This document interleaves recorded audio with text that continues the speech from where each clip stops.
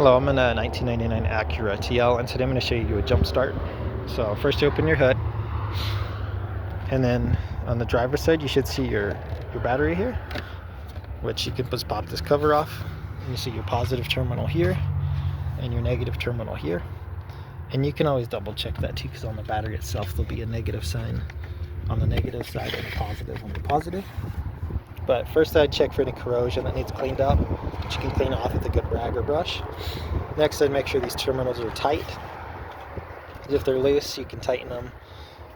And at that point, either with your jump box or your jumper cables, you can connect the metal clamps, the positive one directly to the metal on this positive, and the negative directly to the metal here.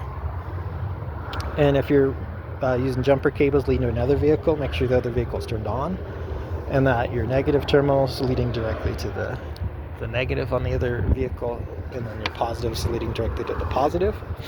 You don't want to crisscross them, because even a few seconds of that sometimes can cause damage to computer systems, electronics, fuses, things like that. But once you've had a good connection on these and the other vehicle running for a while, hopefully that gets you enough power, say a few minutes of that, to get this to start.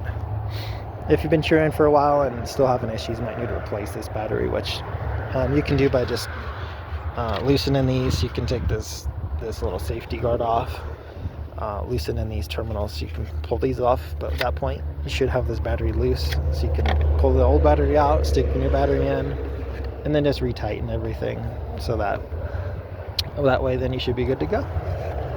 But hope this was helpful. Hope you have a wonderful day.